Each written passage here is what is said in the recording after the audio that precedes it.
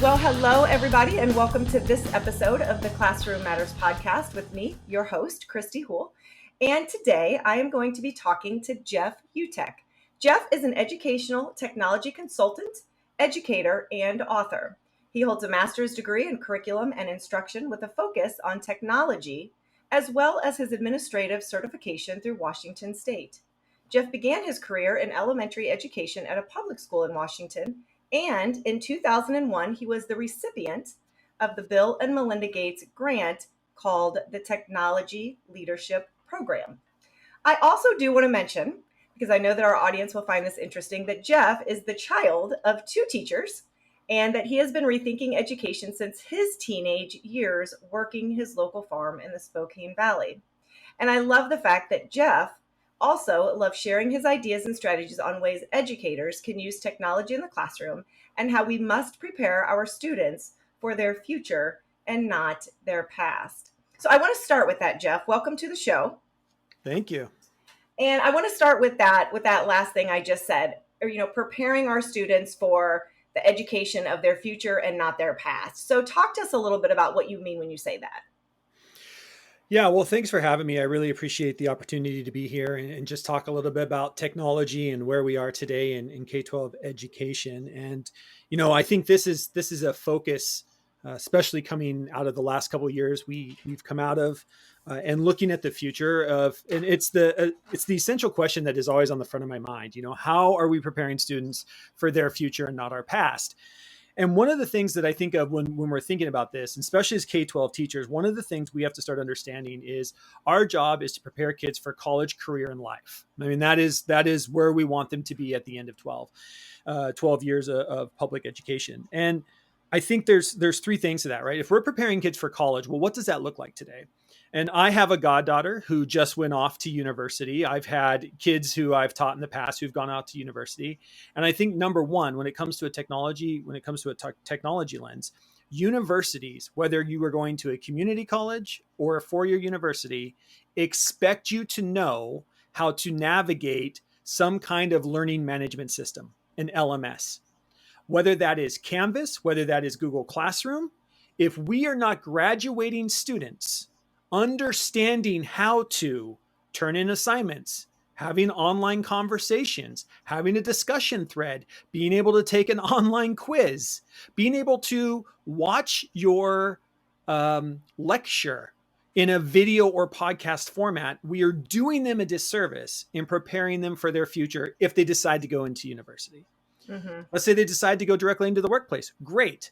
I have not found a corporation that has an onboarding program that isn't digital, that doesn't work through Canvas or Google Classroom or Microsoft Teams.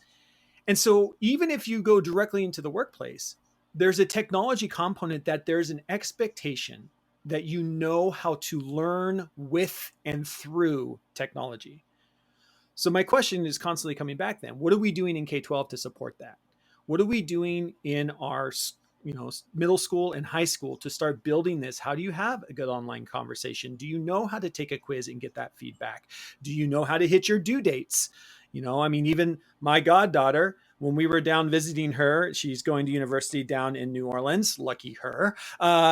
She had to get an assignment done because it's due at midnight. And all of a sudden it's 11:50 at night and she forgot this assignment's due. And at university, you don't just get to turn them in a little bit late. They are either due or you don't get any points. Mm-hmm. And so even figuring those things out as a freshman in college is added stress that you don't need when you're going to university. We all remember those stresses of being a freshman in the first year of being away from home. There's so much other stress. Trying to learn how to learn through Canvas or learn through Blackboard is a stress that we can help students take off their plate. And so that's just one of those things that I'm constantly helping and talking to schools about is how do we start creating that system?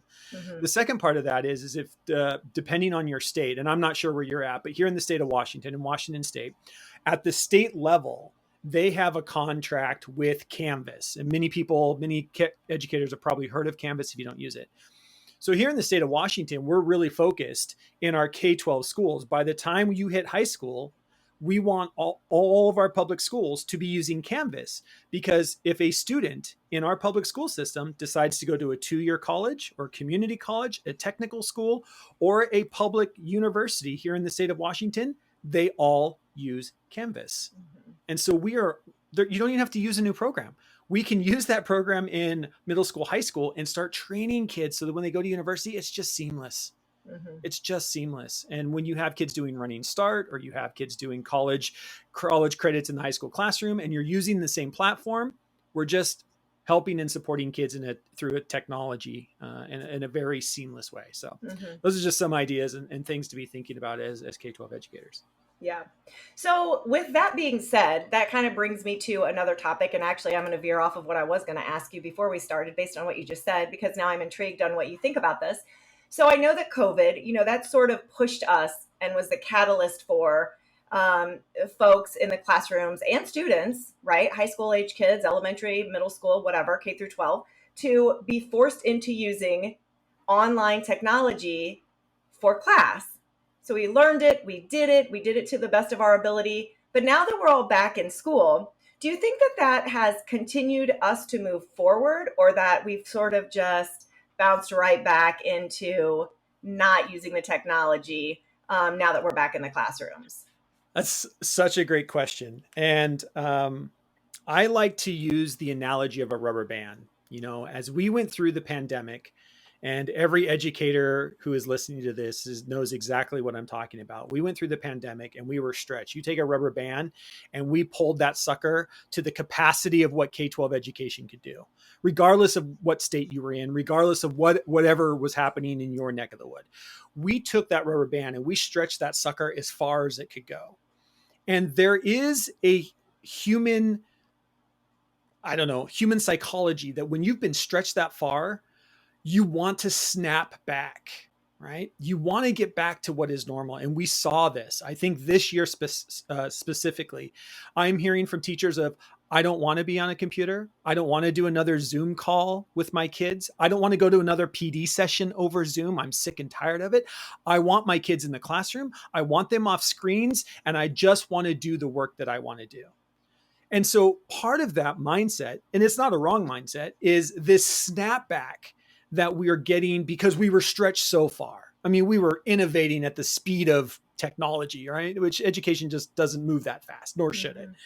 And so there's a snapback effect. But here's the problem.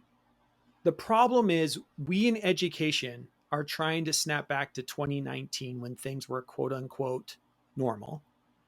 Our communities are not. And that is something to remember. Our communities, our parents aren't snapping back. One of the biggest pushbacks that I'm seeing right now is parents, because this is a mindset, parents are saying, look, well, you know how to teach online now. So instead of waiting until winter break when airline prices go through the roof, we're just going to go on a family vacation on an off month.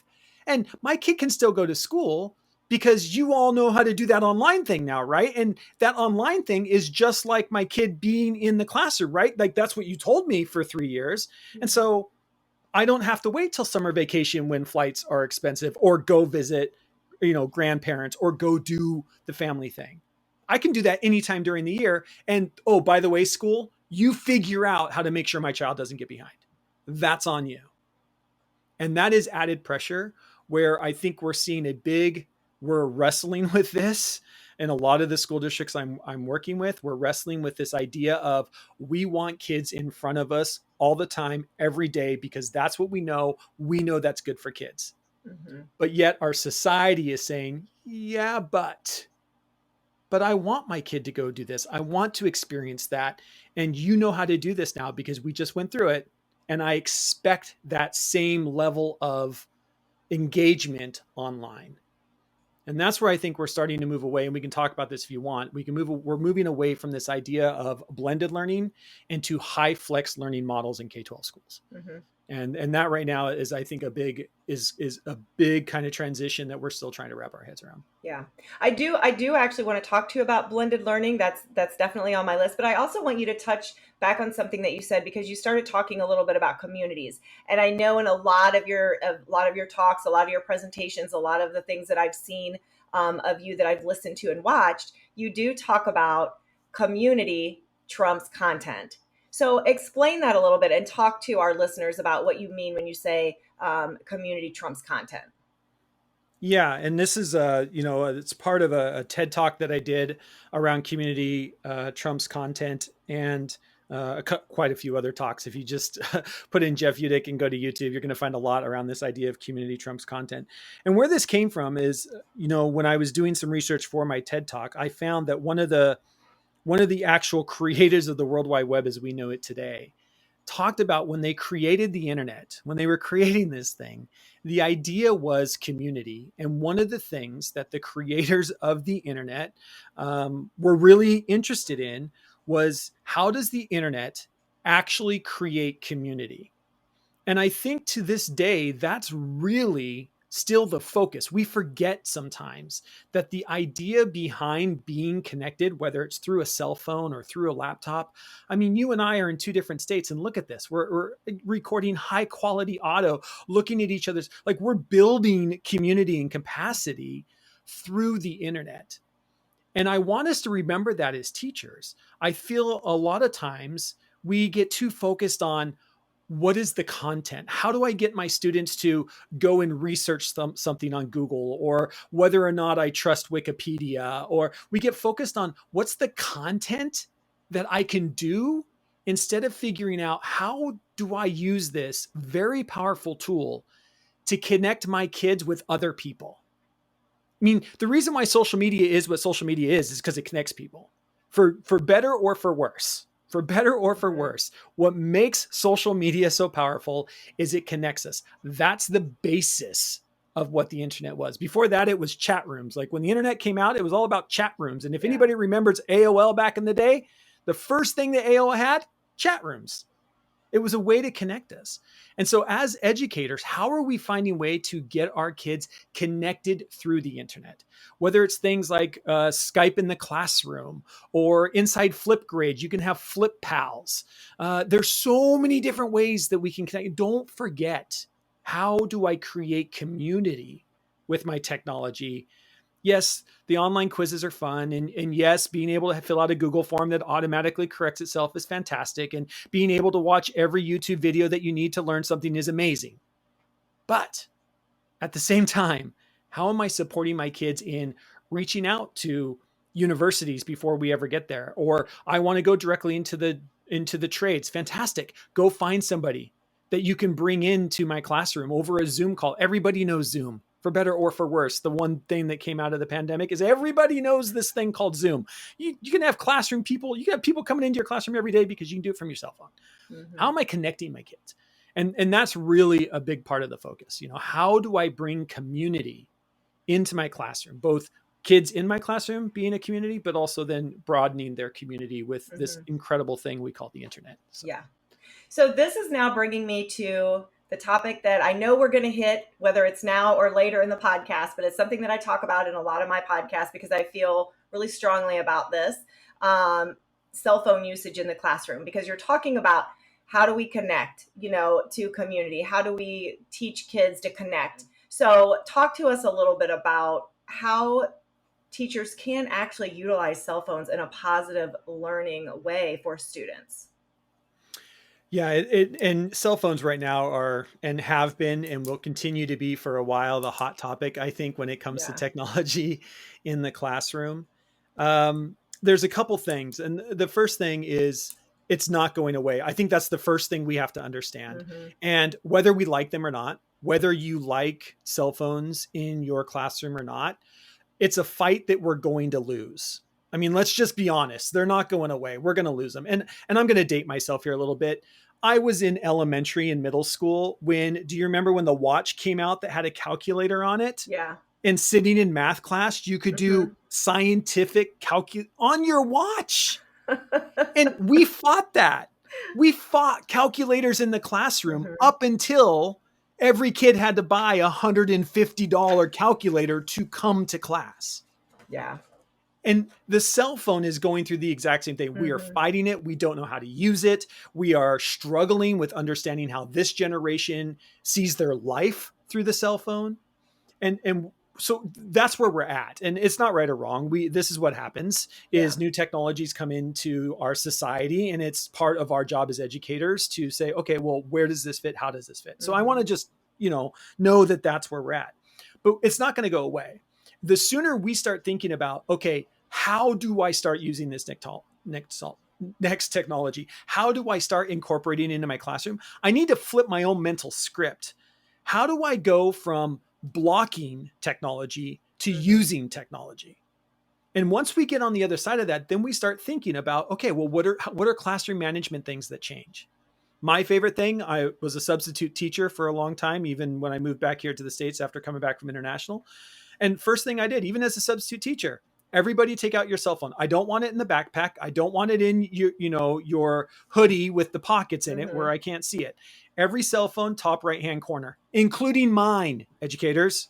One of the things that frustrates me the most is every kid's got to put their phone out, and then the teacher gets to go over to the desk and still be texting or doing whatever they're doing. Everybody's cell phone, top right-hand corner. And I want it there because A, I see it. B, I see it. And C, when it's time to use it, we all know where it's at. We all know that right there is the cell phone. And then we start to engage with it. Can you send me a voice memo? Instead of writing everything all the time, and I'm not saying that writing's bad, we still need kids to write, but every once in a while, or maybe you have a kid like myself who's dyslexic, writing something is going to take me twice as long than it is to pick up my cell phone, click the voice recording app that is free with every cell phone, record my thoughts and mail it to the teacher. I mean, there's so many little pieces that you can use with that we start thinking about. The big one, and I think the thing that we are missing the most right now in education, is we know that social media is a problem with this generation. We know that they are looking at their phones more than we would like them to. Are we having the conversation? Or are we just saying, keep it in your backpack, keep it in your locker. You can bring it to school, but I don't want to use it because if I see it, it would mean I'd have to have a conversation about how do you use it appropriately. Yeah. And whenever we do that, we're basically sending a message to kids. I don't like your culture. I don't understand the culture that you have. I'm not willing to learn about your culture. Just keep your culture over there. You and your TikTok dances can just be over there for a second. I don't want to have to try and think about, okay, this is the new cool thing. How do I do that? And, my wife is a school counselor, was a school counselor for over 20 years. And we can force the technology outside of school all we want. The problem is almost every bullying thing that she dealt with was something that started on social media outside of school hours and then finds its way back into the classroom, finds its way back into the school. Yeah. I've never had a school, and maybe there's one out there. I've not had a school who had students have cell phones, who had students had technology, banned all the technology of the cell phones, and can show me statistics that cyberbullying actually went down. So let's deal with it. Let's, and it's more complicated than I'm making it sound. And I know that it's a long journey that every district, school, and teacher is going through. But at some point we have to get on the other side of, hey, it's here. I don't like it.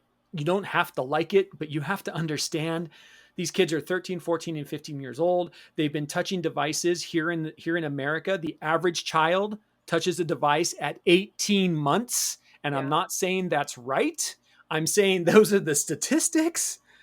So you're dealing with a 13-year-old who's literally grown up with finger clicking a screen. And we're not going to take that away. You're not going to take that away in 1 year of sixth grade or 8 years of middle school, high school. You're just not. And so we've got to figure it out. We have to figure out how do we use this in the classroom, whether it's playing things like Quizalize or Kahoot that you can use the cell phone for some engagement. Put it down, pick it up, put it down, pick it up. It's the way I love using technology in the classroom.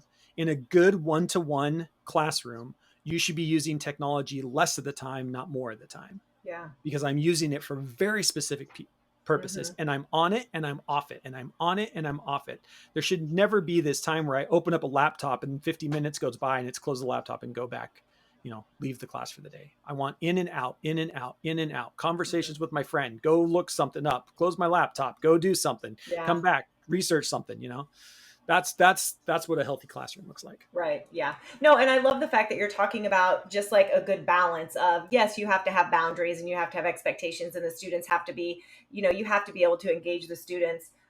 But to just take it away and expect them not to want to revert back to that. It's funny. I was in a classroom a couple weeks ago, and a teacher was trying to give their kiddos some information from a science packet, the old 3-page worksheet packet.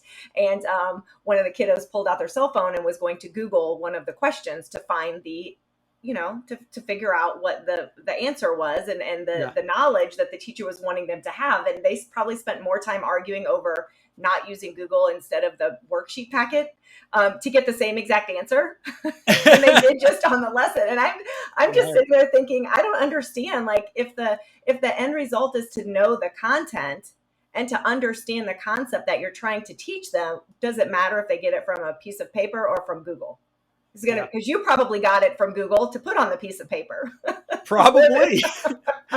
Right? And we talk about this a lot. We talk a lot about this with educators. If you are asking questions that Google can answer, you're asking the wrong questions. Right. And for better or for worse, we live in a world right now in 2022 that is incredible. I mean, there is more information around us than we ever did. And so we, as educators, need to step up and say, okay, if I can Google the answer to this, how do I change the question? And I'll just here's a pro tip for every teacher out there. What Google cannot do and does not do very well is compare and contrast. So don't ask a question that asks for an answer. Mm-hmm. Ask a question that compares or contrasts two things together. Because, and I'm saying two things that aren't exactly related. Compare this to that. Then let kids go use Google, because you have to look up what thing A is, what thing B is, and then the human mind has to decide how are they similar and different. Yeah. Google can't do that for you in simple searches. That's a quick hack. Turn all your questions into compare and contrast. Compare what we learned in the last book we read to the book we're reading now.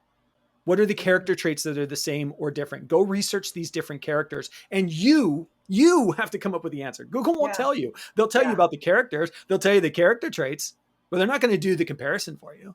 Mm-hmm. It's just not. We're not to that point yet. Yeah, and I love that tip.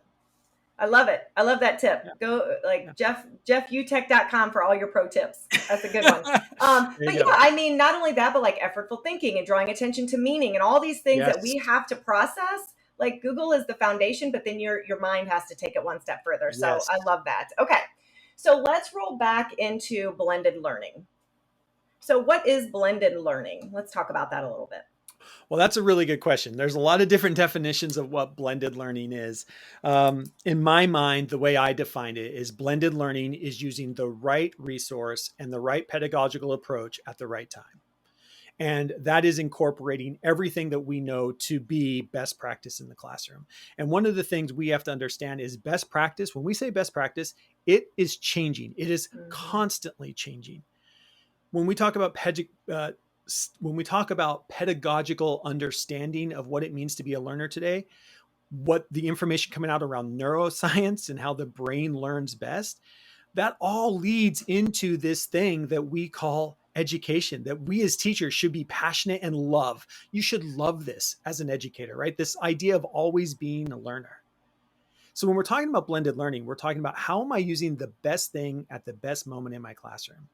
And for better or for worse, after the pandemic, almost every school district is 1-to-1. Most of our students are 2-to-1. Most of them have a laptop and a phone. Mm-hmm. That's just more resources in your classroom. My job as a teacher is how do I create a classroom situation that allows them to go and Google something for 5 minutes, close the laptop, have a conversation.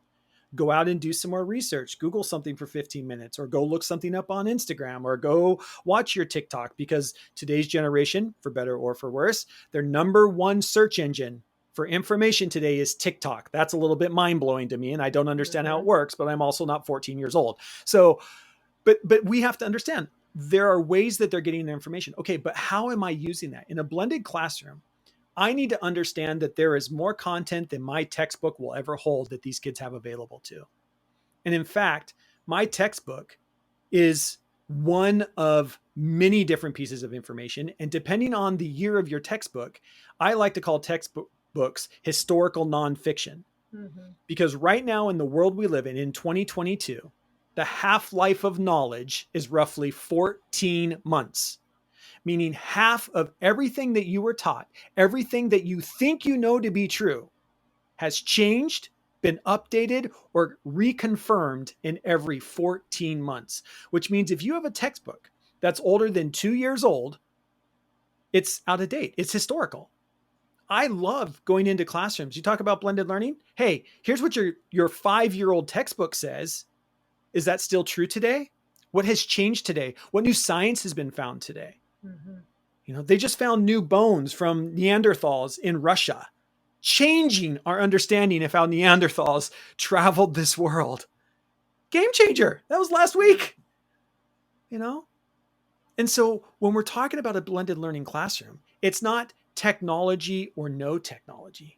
It's how am I blending these two together that I'm using this incredible, powerful resource that I have at my fingertips and wanting kids to talk to each other, wanting kids to build relationships in the classroom, having great conversations and understanding how protocols work so I can have students having really deep, meaningful conversations around the content they just learned. My favorite piece of technology in a classroom is a timer. And I don't care if it's a timer where you go to Google and say, hey, Google, set a timer for 5 minutes, or you have the old egg timer. I don't care. Have a timer, because when you say, hey, that was a really good question you just asked, I'm going to set a timer for 5 minutes. Everybody go research and find out what you can find. At the end of 5 minutes, all right, everybody close your laptop, turn and talk. What did you find? What do we know? How do you know it's true? Where did you get your information? How do you know you can verify that website? All right, what did we learn? Great. How does that add to our information that we already know? And then we continue on the lesson. Right? Yeah. So it's being able to combine these things together. So that's that. I mean, the other part, and I'll just touch on the high flex stuff. High flex is a term that came out during the pandemic, and it's really where we're seeing, I think, education is going to go. I think we're going to be forced to go that way from our communities and our parents a bit. And this idea of high flex is different than what we think about it in a K-12 in a quick K-12 situation where we went through the pandemic, and in some places, not all the places, but in some places, we were trying to live stream into the classroom while we also had kids in the classroom with us. There is no research to support that. There's very little research that shows that even works at a university where kids are paying $40,000 a year. There's no research to support that in a K-12 classroom. So when we talk about high flex learning, we're not talking about streaming kids into class. That's like one of the worst things that you can do. What we're talking about is creating situations where I, as a teacher, am thinking about every child all the time and what do they need. And that, for better or for worse, is going to mean I start thinking about my Google Classroom first, my Canvas, my Blackboard, my Microsoft Teams. How am I creating content? How am I creating a pathway? I call them pathways. How do we create a pathway of learning for students that regardless of where they are, they will have access to this? That's going to mean using something like Moat, where there's some audio directions, or it might be having to create instructional videos, which are not going to go away and are actually considered best practice in 2022, right? How am I going to create this stuff? And then when I have kids in front of me in the classroom, I just pull the pieces out that you don't need to watch that video because you're here. But if you're not here, the video's already made for you, right? So we have to be thinking of everywhere all the time first, and then backing out to our classrooms rather than thinking about our classrooms first. And then, oh yeah, I'll throw some extra worksheets up there for the kids that couldn't make it today. And that's going to be a big mental shift that I think we're going to go through in the next 3 to 5 years. Yeah. Well, and it's interesting as I'm listening to you talk, I'm also thinking about, you're talking about getting students ready for college or career, and they're not going to be sitting around by themselves reading textbooks. They're going to be working in a group, collaborating, trying to figure out a solution to a problem. And so, I just want to reiterate too on your process piece is that instead of trying to, you're talking about blending technology with this piece and pulling all these different pieces.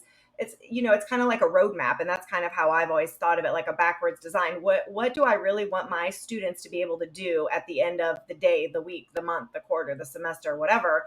Now, how do I pull pieces in to make that learning effective and meaningful and something that they could take with them and use that's applicable to their next stages in life. And so, I think just moving away from the scope and sequence of we're doing this on day one, we're doing this on day two, we're doing this on day three, no matter what. It's just like, and we're all gonna say the same thing, and the scripted curriculums and those types of things. Yeah, so true. We probably could solve all the problems of the world, Jeff, if we just had. That's right. Yeah. I mean, if we had unlimited funds but I think you're right. I think education's, you mentioned scope and sequence, and I agree. I mean, that was something that was, hard and true up until 2020. I think we're going to see it go away. I mean, the problem is you can't have personalized learning with scope and sequence and everybody on the same page at the same time. Those two things are at opposite ends of the spectrum. Yeah. And if we say we want personalized, individualized learning for every child, you can't scope and sequence it. And so I think, we're just going to see a lot of these things that we, try, and it's going to be tough. It's going to be tough because, schools spent millions of dollars creating scopes and sequences that we're just going to have to at some point say like, you know what? It worked. It worked for the time period that we needed it, but we're in a different time period and we've got to go in a different direction. We still have our standards, and our standards are our scope and sequence. And I love backwards by design is I still make my presentations are backwards by design. Every training that we create is backwards by design. I mean, it's such a great model. What is it that I want my students to do, and work backwards and create the pathway to get them there. With choice and flexibility. Tell me about, so we only have a few minutes left, but I have a question that I can't wait to hear your answer to this. If you could only have your students, and I got this from you, if you could only have your students visit one website, what would it be? If I could only have my students visit one website, what would it be? This is probably going to shock people. Wikipedia. Oh. Wikipedia is my one website. If you want to, over at shiftingschools.com, under our free resources, you can download how to verify any Wikipedia page in 3 clicks. I think that is the most underutilized resource that we have at our fingertips today. I am lucky enough to be of an age where every classroom that I walked into for my entire schooling career, there was a set of encyclopedias on the bottom set of, bookshelves. And yet I cannot find that for almost every classroom I go into. It's one of the first things I look for when I go into a classroom. Where's your set of encyclopedias? People are like, I don't have an encyclopedia. Well, do kids use Wikipedia? Well, you can't trust Wikipedia. So we've literally taken, we took encyclopedias out of the classroom. The thing that replaced it was Wikipedia. And then you tell kids not to trust it and you can't use it. And here's the thing. There's been research done. And the last time we even did research was in 2015 because the argument's over. Wikipedia is better than your textbook. It has been shown against social studies textbooks, against math textbooks. You would be better off and have less errors if you just taught from Wikipedia than if you taught from a 5-year-old textbook. How crazy is that? And that's without even knowing how to verify the Wikipedia page you're on. Every Wikipedia page has a rating of F through A. You might have heard that scale somewhere before. And all we have to do as teachers is teach kids, how do you find the rating so you know to trust the A pages and not trust the F pages. So even if I'm a homeschool parent or any teacher in the classroom, the last thing I want teachers to say is like, well, you can't trust it because one time I read this page where there was something wrong on it. You're right. Sometimes we get stuff wrong. You know what's so cool about Wikipedia? Anybody can edit it. Do you know what makes Wikipedia so powerful? It's anybody can edit it. Not everybody edits your textbook. Everybody can edit Wikipedia. So if you're in education and you see something wrong on a Wikipedia page, it is your obligation to go in, click the edit button. You just one button, it says edit. It's very easy to find, and make it right. Now, if I'm a teacher, or let's say I'm a parent homeschooling my kids, I'm going to go find pages where maybe there's not a lot of information, especially if it's something local. You have a local church or a local museum piece, or there's a lot of local stuff that somebody started the page, but there's very little information there. Instead of writing the report for me, the teacher, why don't you go write the report for the world and tell them about that statue down on the corner that you pass every day? You're going to have to go research it and learn its background. And you're going to write but you're just going to write it on Wikipedia for everybody else. And you get to be part of this incredible community of people building the largest body of knowledge ever known by mankind. You get to be an author of it. That's the incredible piece. Well, I can promise you that people that listen to this podcast, I guarantee it, are now going to be going and telling people about what they just learned of what you could do on Wikipedia, and they're going to be going and trying it. So I'm pretty sure you probably just influenced a lot of people to expand their use of Wikipedia. Yeah, and if you go to I'm Google, going to try. Yeah, go to Google, type in Jeff Utecht Wikipedia. You're probably going to find a video or part of a video.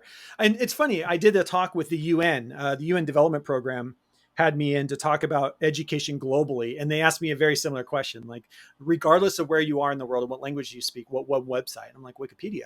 It's in Arabic. It's in Tagalog. Mm-hmm. Doesn't matter what your language is. Everybody can be doing it. Yeah. It's just an incredible resource. I mean, it sends shivers down my spine when I think about it. So it's good stuff. So tell everybody where they can find you and all of your great stuff. Awesome. So you can get started over at jeffutecht.com, and we'll make sure that's in the show notes, I'm sure. And then I've got the website that has all the resources called Shifting Schools. That's the name of the podcast at shiftingschools.com. We've got our own podcast over there. We just finished a mini series on data literacy, where we went out and we interviewed a bunch of people in the corporate world who do data literacy. Like, we have a guy from the New York Times and some other, one of the top 25 entrepreneurs from Sweden, talking about why is data literacy so important today in preparing students for their future and not our past, and what are some of the skills that are needed around that. So those are kind of some of the things we cover on the podcast. So it's Shifting Schools. It's the podcast. You can find that everywhere podcasts are. And while you're over at Shifting Schools, up at the very top, shiftingschools.com, there's one link there that says free guides. We have almost 70 free guides. All you do is put in your email address and you can download as many as you want. There is teaching kids how to Google search the right way. There's learning how to trust Wikipedia in 3 clicks. There's a million different protocols. My good friend and colleague, Trisha Friedman, that is just how she geeks out. She's an educator as well, and she loves making guides for teachers. So we've got a ton of them over there. So yeah, jeffutecht.com, shiftingschools.com, and then everywhere on social networks, you can find me. I am on TikTok, no dancing, a lot of interviews. But you can find me over there as well. Well, thank you, Jeff. And just as he said, we will have all of Jeff's information and links to his websites in the show description. And I really appreciate you coming on the show, Jeff. It's been a great conversation. Yeah, well, thanks for having me. I really appreciate it. Yeah, absolutely. And this is Kristy Houle signing out for this episode of the Classroom Matters podcast. And don't forget to check out all of our great resources on the educate.today website.